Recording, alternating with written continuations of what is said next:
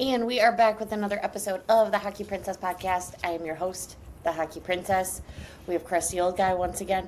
Folks, just as a reminder, make sure to hit that like and subscribe on either Spotify, Apple Podcasts, Amazon Music, YouTube, however you watch or listen to us on a weekly basis. If you are going to a game this season, any game at all, folks, please wait for the whistle. Do not get up while the puck is in play.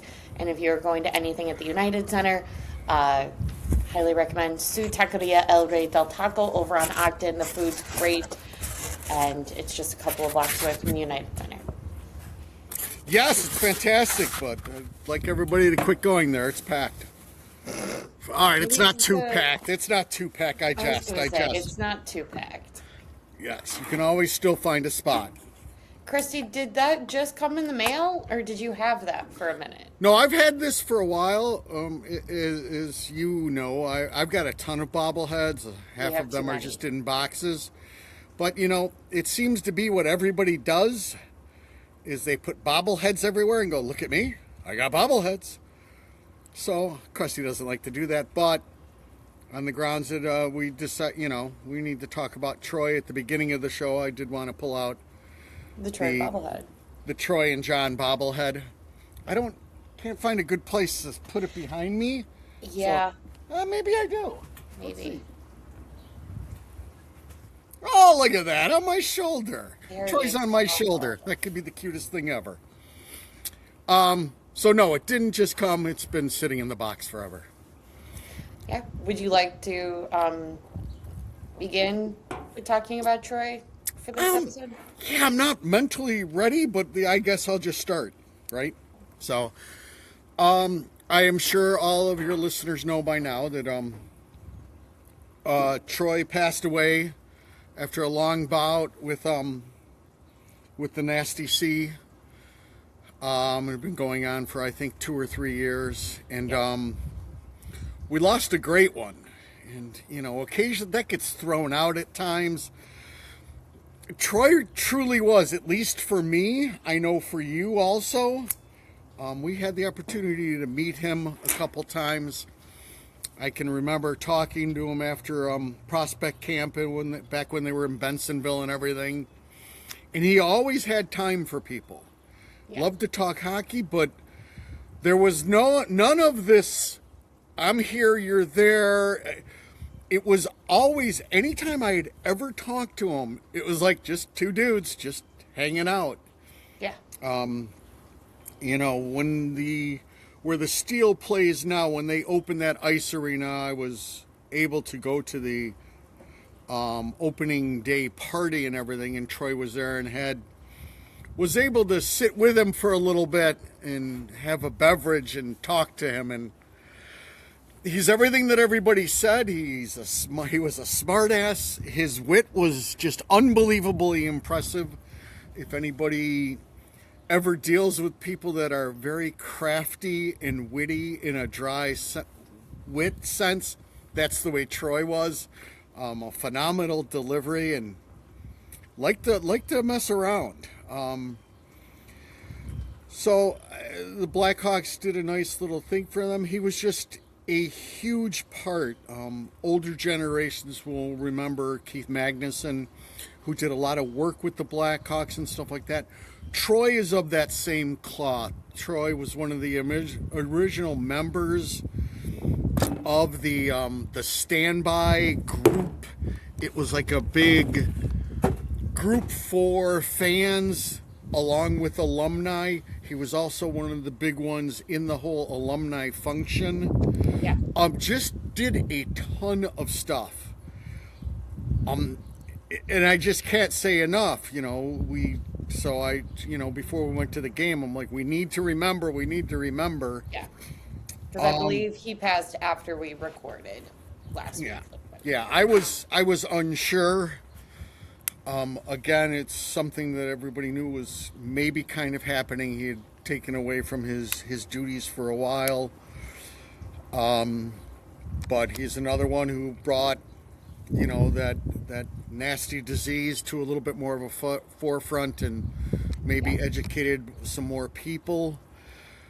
But just a fun, humble guy. that really touched me. I enjoyed every moment that I got to spend with him, which, let's be honest, was not many, but it was on a couple occasions, and he was a great human, and he will be terribly missed. He is already terribly missed in that broadcast booth. It's just, he was the last of that breed who would tell it like it is, but try to do it from a gentle perspective. Yeah. But he would tell you what's going on and what needs to be done. And just a true Blackhawk. He did not get his cup with us, but he did get a cup, and that's what matters. So that is what matters. I just wanted to mention it real quick before I got sidetracked and forgot. So thank you, Hockey Princess. Yeah, of course. Jumping into NHL news, we've got a little bit, some injuries, some guys coming back from injuries, some other announcements. They have announced that Worlds is back, not to be confused with the Worlds that happen every year at the end of the year. This is a different one that they haven't done since like 2016. So for those that are new to the hockey world, this will be, during that All-Star Olympic break, because I think they're really just trying to make sure that the NHL never has to do another All-Star weekend again. And it will be 8 teams. They haven't announced what countries are participating, but it will be 8 teams, and it's set between Calgary, Edmonton, and Prague. Fingers crossed. I'm really hoping for another Team North America, because I really got a kick out of watching Team North America last time. So for folks, there was Team USA, Team Canada, and then I believe Team North America was just an under 20 from both countries. It was either under 21, under 20, or under 19, something like that. But it was, I believe it was older than that. I think it was either 23 or 25, but we can look into that and have that for people next week. I have a feeling they're going to have to lower it with the amount of youths that are in the league now. Yes. And I believe they're not expanding it, I don't think, right? They're still just 8? Yeah, the NHL and the NHLPA have stated that there will be 8. There's still speculation into what those 8 are going to be. But I'm really hoping for a Team North America, just to watch some of those younger kids that, are from USA versus Canada that truly don't have the opportunity to play on the same team at the Olympics, don't have the opportunity to play on the same team maybe with their own NHL club. I get a kick out of it.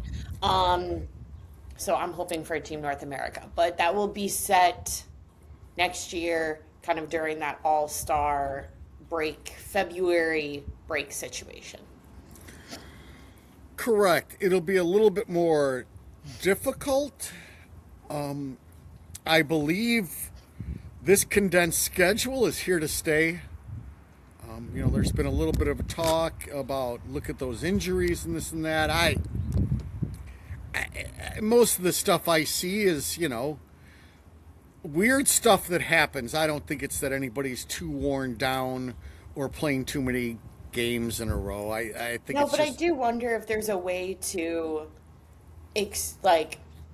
obviously you're going to have the condensed schedule, but maybe distribute the condensed bit a bit more. Like, it doesn't have to be that, October's normal, November's normal, December's normal.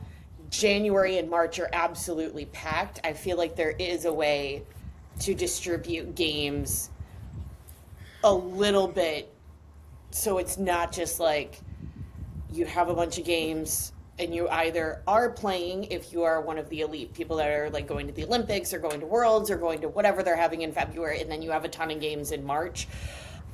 I don't see why you can't add like a few more in like November or something, just to take the weight off of the too heavily condensed months. Yeah, and but there's pros and cons to that. I'm sure smarter people are thinking about all these things, but the other part of it is teams like to have that practice time at the beginning of the year, where with this condensed schedule, especially now towards the end, practice time is basically out the window. For any kind of competitor, their practices are done. They play games, they have little meetings, but there's not much more of anything else. So I think they want to attempt to get some practice time in and then start the upward climb. But a point well given by you, and they'll still start to adjust it. But with the fact that it's in Prague, that automatically tells me, well, there's a certain group that's, flying across the pond. So with that, none of this starts right away. You've got to give them time to get over there and get acclimated, at least for a day or two, and then the same thing for the return. So you're almost looking at almost an Olympic break, maybe by less than a week. Yeah. So again, it's very high on the NHL's list. They want to market this everywhere. They're really looking at marketing it more in Europe. So we'll see what happens. I do know there's people, on the board that I do my chatting with that are in Europe, and they're watching. They're streaming stuff, and, people have to go through a lot more trouble than me to watch Blackhawk hockey. So props to them. Everybody loves playing for their country, and everybody likes these kinds of competitions. We just, we hope everybody comes out healthy. So, yeah. Speaking of healthy, and guys that are you not see what I did there, huh?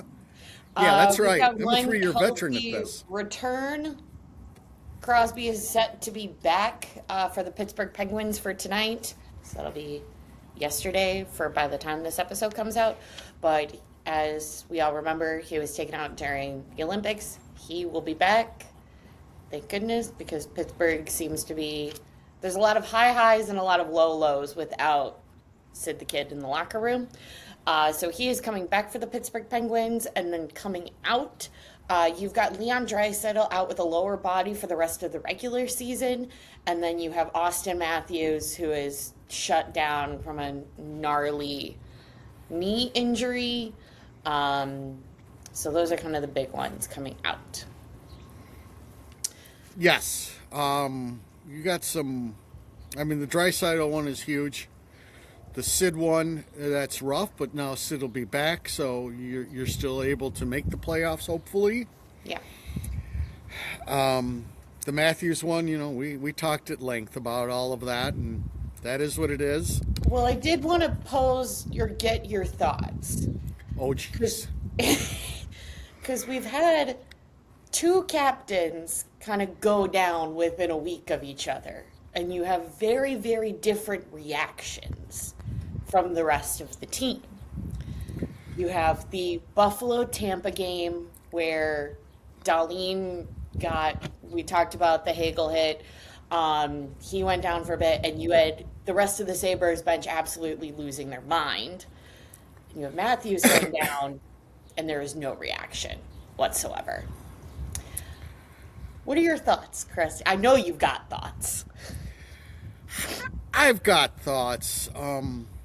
It tells you the culture in Toronto. I don't have the right to call people out completely just because I don't do it, but there's people saying, well, I really didn't see it, and then you go to the video, they're right in front of it. At the end of the day, for Toronto, that's been the way they are. They don't, so that's a culture thing. And they've got a coach that supposedly was all about that, but that didn't translate, so he might be all about it and they're not listening. I felt bad for Matthews. I felt bad for the Toronto fans. I understand that the game's almost getting a little bit where even clean hits people take exception to, but that's okay. You'll be penalized if so. There needed to be a response. And especially, I understand that it's a big nasty who did it, but who cares? Give a response. Yeah. What even surprised me, and we don't mention them much just because Krusty knows I'm not the biggest fan of them. But you had the Knuckleheads on their podcast even being surprised in the lack of Toronto's response. You had Brady and Matthew both being like, it doesn't matter if you've seen it or not. Your captain's down. You go. Correct. And that just tells you that there's a lot of players that are just, God, I hate saying go through the motions. I don't watch enough Maple Leaf hockey to completely make that comment, but that's But what it something's comes. going on in Toronto. That's what it comes You can across see it on the score sheet. to me. You have to make some kind of response. I can go back to the Seabrook hit where Wisniewski comes after him, and Wisniewski says after that, he goes, all I saw is the corner of my eye. Seabrook was there, and my guy went down, and I made a beeline for him. He didn't see the play that really, Brett didn't do much. He just made a beeline. I'm not saying you go concuss somebody and go headhunting. There's a complete difference, but you need to have a response. You have to show people it's not acceptable. The Blackhawks are going through that right now. It's been one of the bright spots of this team is there's at least some pushback now. Yeah. They're not the rumblest and toughest, and they're not going to scare anyone. But as their future captain stated, came out at the beginning, we will not be taking this shit anymore. That's huge.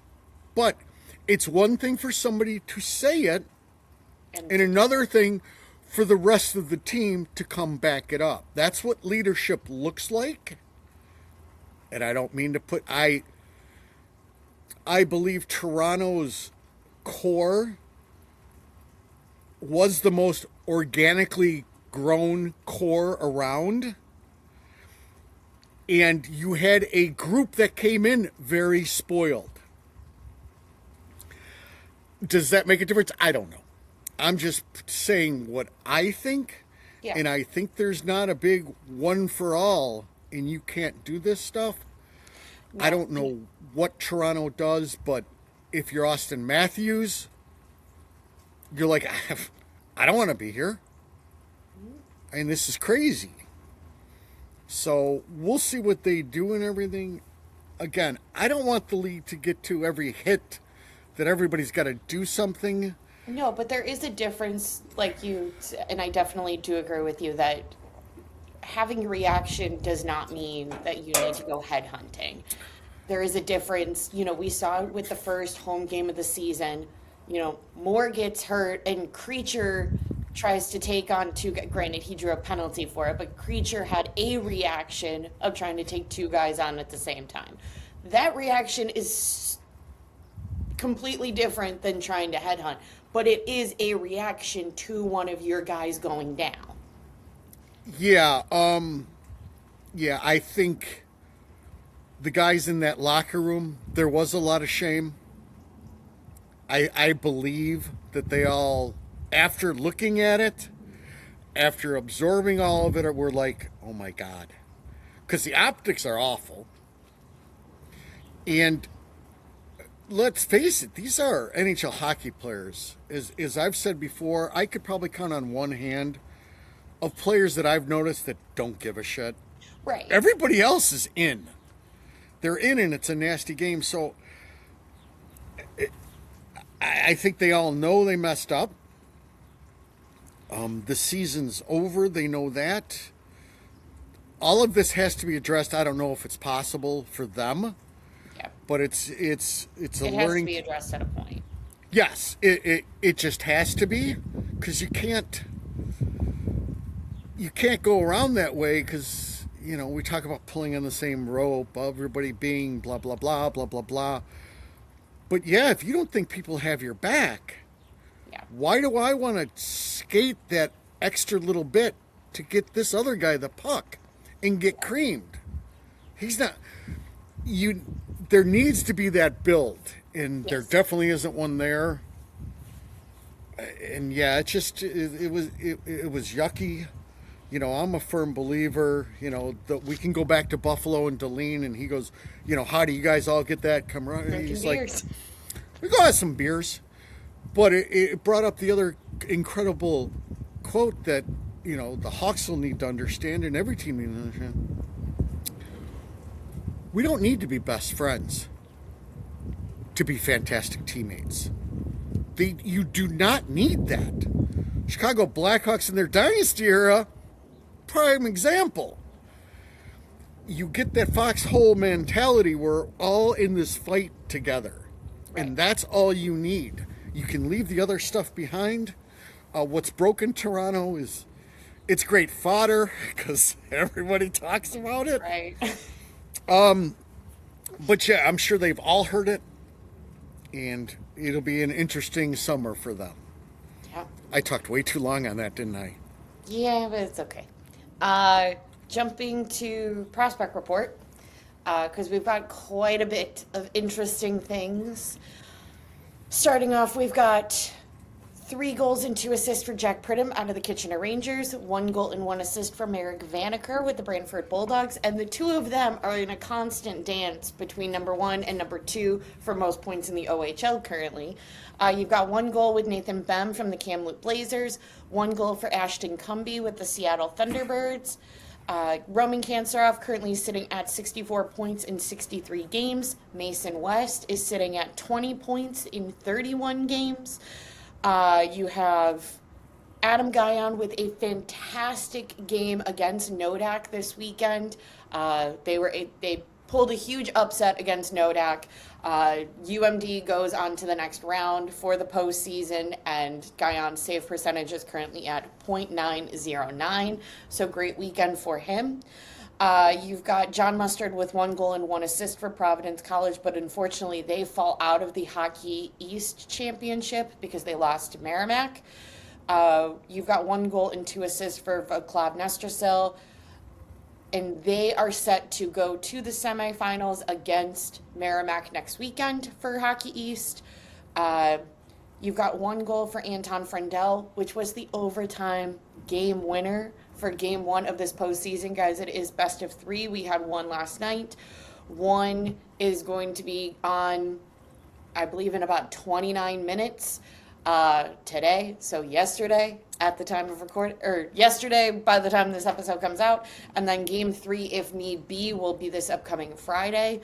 And thing that everybody's really loved to be talking about, including us. But, guys, to be fair, we've been talking about this a little bit longer than everybody else. Sasha is signed. Sasha signed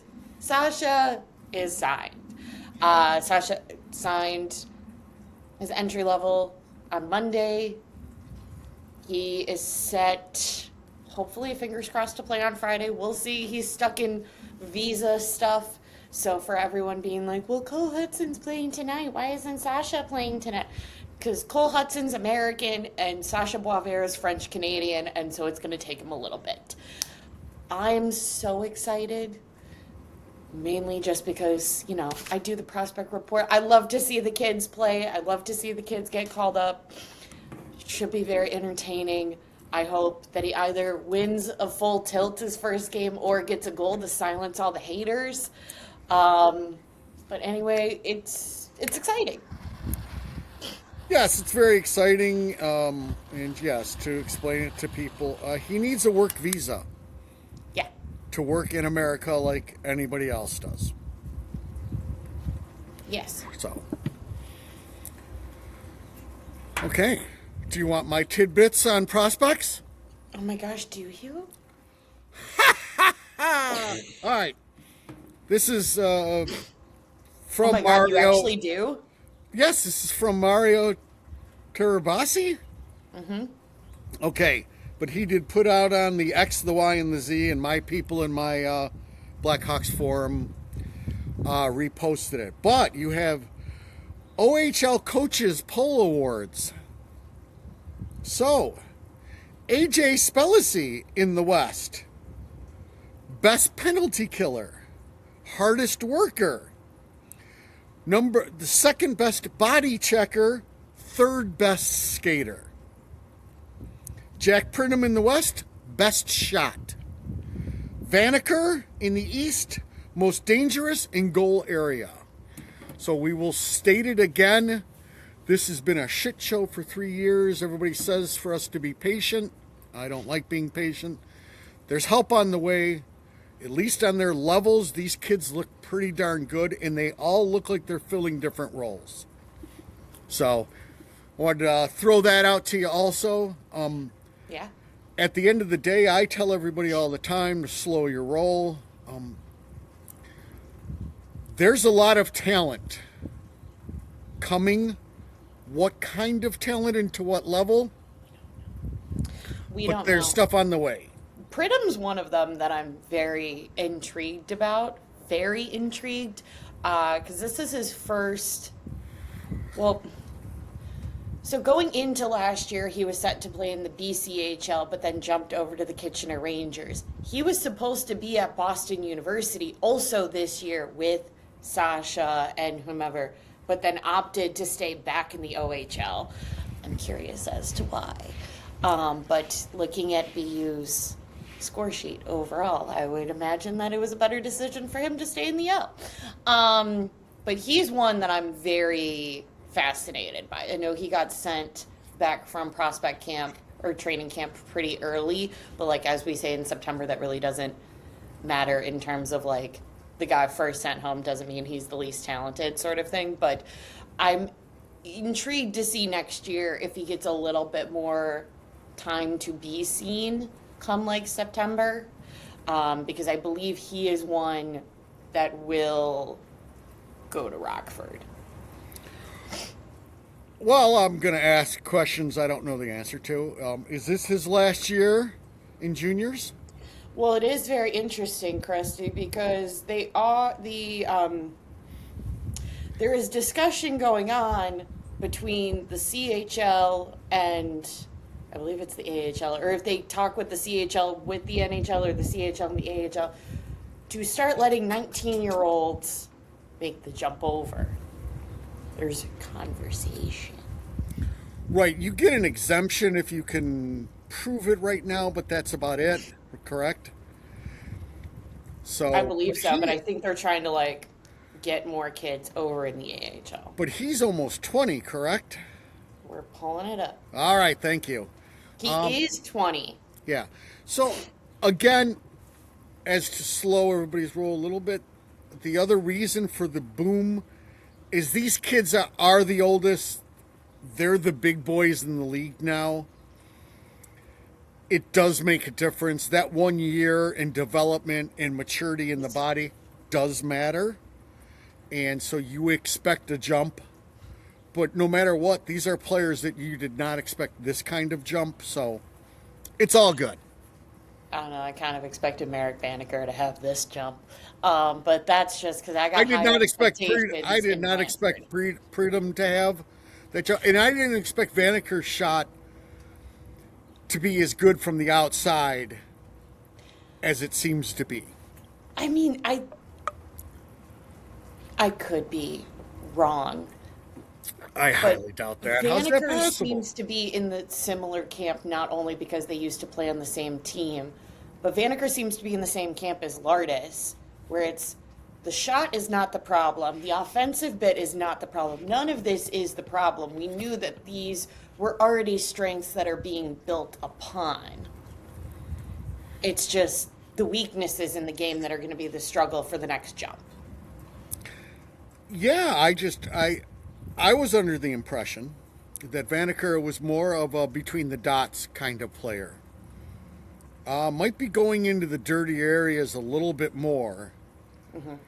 And that's where his goal scoring would come from. Lardis, I know what he is. Lardis is a sniper. Yeah. Flat out, he's a sniper. I don't think Vaneker's a sniper. He can be a goal scorer, but I think his is more greasy. Does that make sense? That makes sense. I think there's definitely potential. Oh, there. I mean, I think there's definitely potential to get that type of player out of him. I think it's going to take a minute because being greasy in the OHL versus making the come up, as we're seeing with all of the other younger kids that are coming up, is definitely, you know, a shock to the system a little bit. But yeah, I can see that. Yeah, and again, he'll have somebody really good to learn from. They are all going to have a player to learn from in Bert. Because right now he is the best at playing right around that net. There's nobody who does it as well, so that's also a good thing. All right, I'm done. I'm sorry, I'm babbling a lot. I know we're on a time crunch. We're fine. We're fine. We're fine. Everything's fine. Everything's fine. Everything's lovely. Let me see. There's Troy. Yep, there's your bobblehead. Quiet on the Rockford front. It was a split one solid win and then one win in overtime. Thank you, Kevin. Not for the overtime goal, but he did tie it up pretty late in the third for that second game. So 2 wins this weekend, and very important. You were a listener to the show. You know it's very important in Rockford because Savvy is back from injury, which means hockey's fun. So that's all I really have on Rockford. It's pretty quiet, but, a solid weekend. And we'll kind of just see how the last couple of weeks go for them. But jumping to Big Boy Club, we have 3 games to talk about. We've got the first Utah game. Christy, can we just play Utah all the time? Yes, we would really like that, wouldn't we? My goodness. But we have the second Utah game. Yes. Yes. It would be really nice if we could play them all the time. I don't know what their problem is. I know the first meeting, they weren't there. This next one, they were kind of there. It got a little feisty. It was a little physical. And the Hawks just kept on chopping away. Yeah. So, again, that we've had a little bit of a resurgence from Frank, NASCAR as we like to call him, which has been nice. Cut and dry. The person I'm most impressed with has been the beacon of hope. Yeah. I just think Bedard is just really coming to another level. Number one, just from a leadership standpoint, I'm really enjoying what I'm seeing all the time from him. Yeah. Absolutely. Whether he's just sticking his nose in there, doing this, doing that, he's doing all the right things, and it's beautiful to watch. It's been a rough go for him. I mean, points are always going to come to somebody with that kind of talent, but the rest really seems to be going well. Yeah. I believe we had Spencer in net, correct? Let me see. Let me go back. Yeah, for the Yes. away one? Yes. Yeah. And again, Spencer is Spencer, so, Thank you, Spencer. But I thought they handled Utah's physicality. Mm-hmm. It was really basically a pretty good game. They let them tie it up, and then they won it in overtime. And as overtime, as we know, is a crapshoot. It is what it is. Christy, they won it in regulation. Did they? They did Yeah. not. They won both in regulation. Are you sure? What am I looking at then? I don't know. I got final overtime. Oh, yeah. I can't read, guys. Holy cow. It's so rare when Krusty's wrong. So I don't know why you would go that route without being 100% sure. Yeah, sometimes I just like to yap, interrupt your yap session. Well, that's always good. My that's when people doze off and, put their ear things on mute for a little bit. So, sorry. Yeah. But yeah, very good game. Wish we could play them all the time. Yes, but we cannot. It was certainly better than the next game. Yes. Listeners, I'm going to be very real. After it turned 3-0, I started watching Rockford. I'm very upset. The Stripes in this game, for denying an arty party in Vegas, but whatever. But Christy, any takeaways at all about Vegas? Yeah, they were completely outplayed in every aspect by a better team. They couldn't find the pushback. The Knights are a heavy team. Yeah. And they're in a big fight for positioning. So at the end of the day, occasionally you lay an egg, and they laid an egg. Is there blame to go around? Just like most of their losses that kind of are one-sided, it's everywhere. You can... Yeah. I think it was a prime example of, guys, we always say, like, size isn't everything, but you need enough size because at the end of the day, you're going to have to play Vegas. You played Vegas. Yeah, and, also it was the first crack in the armor of the number one penalty kill that is now minus Connor Murphy and Jason Dickinson. Two of Vegas's goals were on the power play, so you knew there would be some drop off. Yeah. I think that unit is still darn good. They play very aggressive. I'm shocked that people don't just go in deciding you have to dump the puck and go get it, because they line up all four of them right at the blue line. But hey, so that was a struggle for them also, and again, at times they just kind of break down structure-wise, and people are able to go all over the place on them. Yeah. So. And we've got final game last night, St. Patrick's Day game, return of Nick Foligno. Yeah. Any other time that we are not playing them, I enjoy watching Minnesota. But gosh darn it, do I hate playing against them. Very, very rough first. You had Spencer Net against Gustafsson, and then Wallstead, and then Gustafsson again. Very rough first period, and it seemed like it was just a very long game of catch up. They did have an incredible third period, I thought, but you're playing that constant game of catch up because you're catching a snoozer in the first period. Some of those early goals we talked when we were watching it, it was kind of just like, it wasn't just one person's fault. It was kind of just everybody standing around a little bit, just being like, I don't know what to do. And to be fair, Minnesota's a very, very good team. They're fighting right now with Colorado and Dallas currently for the top of the Central. I thought, what did I think? You had a Grizz with a healthy scratch, Kaiser back, which I thought was great. I thought Kaiser had a pretty good game.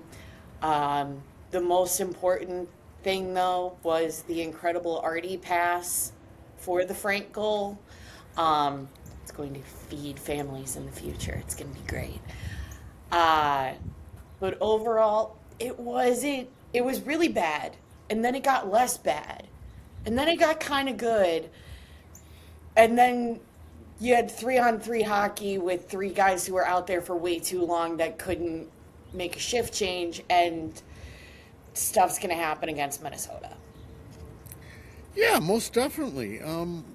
Basically what I saw was the beginning of the game was still the same mindset against Vegas. Yeah. A lot of people all over the place. People can state, Artie needs to make sure that first goal, that pass doesn't get back. But everybody, that was set in place by two other guys chasing into areas. Yeah. And so everybody just started chasing. And that's what leaves people open. Same kind of thing basically for the second goal. And Minnesota loves to weave. They love to weave on the perimeter. The Hawks then figured it out. Well, let them do that. I don't need to skate out by the blue line and heavy man-to-man them. Back it in a little bit. Let them weave. It's like what they used to do with Patrick Kane and DeBrincat. Yeah. Let them skate all around out there. Who cares? So their structure became better. They played smarter. And then they were fast to areas, and they battled in those areas. Yeah. And that was beautiful to see. Also, another fantastic game for Bert.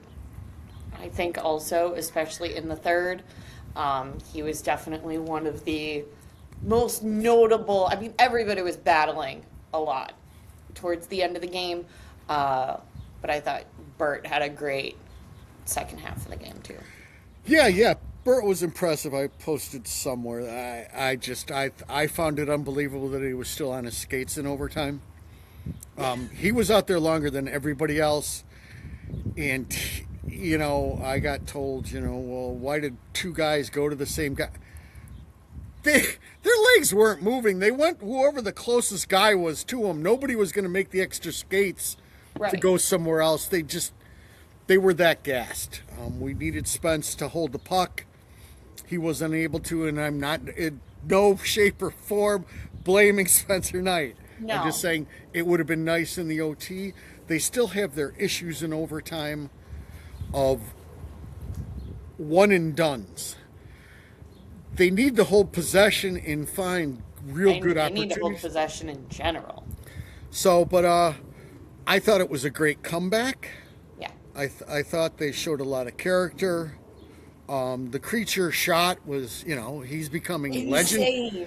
He's becoming legendary in the NHL circus just because he has an unbelievably hard shot. There's already talk he needs to be on the power play, this and that. I just don't know if your option with this group is going to be get it back to the defenseman and let him be Shea Weber. I don't see that happening when you have Connor Bedard. Right. And Artie Party, who understands his whole job and purpose, is to get it to Connor. Yes. I'm here to give it to Connor. Yes. And, at the end of the day, the Artie hate should stop for a little bit. He's strung together 3 really good games. I'll be animate. This team only becomes really good if 98 and 55 can somehow get on the same page. And I personally believe that's 98's job. You're going to be wearing the C next year or whatever else. Whatever other issues you have with Artie, that you think he's not the smartest hockey player, and that sometimes he just goes, well, you need to help him with that. Okay? I would assume before Connor Bedard got to juniors, he knew more about the game and got more coaching than Artie has to this point. Okay? So he needs to help him along, but at the end of the day, he's going to be able to do things that not many defensemen in this league can do. And especially when he understands the complete physical part of it.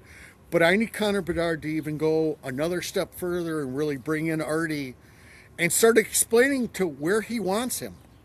Yeah. I do this, I want you to do this. And keep on reinforcing it with him, and I think it'll become lethal. But yeah, you had to like the fact that they didn't let up. They stayed in the game. It doesn't happen very often when there's an end of the game, and I think we're going to get one. And I really thought last night we were going to get one. Yeah. Usually I'm positive they're going to find a way to lose. But they came back, and I really thought they would, and they were pressuring. Even after the tying goal, which, a phenomenal pass by Artie. A great finish by Frank. Yes. And, Connor being Connor. I really thought they had a couple other looks before the game ended. They were coming. Yeah. They just got caught in overtime way too long out there. But that was a good one. I really enjoyed it. There hasn't been a shit ton of games that I've really enjoyed, and last night was one of them. Except for the fact that they kept on doing things and having things with everybody in their green hats, except they didn't give away any green hats. And I thought I was the only one who caught the irony, and they have their little in-between games that they play. So they have one called Deal or No Deal, and they open up boxes. And so they open up the boxes, and they don't get the prize because they picked the other box. And they open up the box, and these other green hats that they used to give away come out. Oh, don't get any green hats. And nobody saw the irony of that. Well, nobody gets any green hats. There, sorry, I was being a little bit of an ass there at the end. I'm figuring nobody's listening anyway, so. It's okay. Yes. But all good. We'll see when Sasha comes. Sasha. He'll be wearing number 12, friends. I would assume Grizz sees some more time on from the press box. I'm sure he is okay with that. From what I've heard is they talked to him at the trade deadline and said, we're gonna. They need to give EDM a good look and see kind of what they have, and that's hard to do. One game here and one game there. Right. And he's an interesting player. Very interesting. He made some good offensive moves. He had some good defensive moves, and then he had some struggles. Yeah. I thought Sam has been pretty solid. Yeah. I think the defensive core in general has been told, don't go too crazy offensively. Quit jumping the gun. It's been very beneficial for Artie. He was told, we want you to get more engaged. Then he gets more engaged, and people go the other way on him, and then they're just like, yeah, these things don't come quickly. So, but I thought the defensive core looked good. Creature is down to the third line, and I think that'll be your pairing next year. And that's a perfect slot for him, because you don't lose anything then with your third pairing. No. He will be tough. So you can put out your third pair and not worry that, oh, geez, right, bad things are going to happen. He'll be able to help you out. So that's all I got, I think. That's all I have. Should be fun. Got a couple of fun games this weekend. Hopefully we got some Sasha. Jumping away from the NHL really quick before we wrap up, because this will come out before in our next week episode. This will be the last one that we record prior to the takeover. If you have not gotten your PWHL takeover tickets, please do so. Chicago Women's Sports Club as well as Babe Sports Bar both have discount codes through their affiliations for said game. It's at the Allstate Arena next Wednesday, March 25th.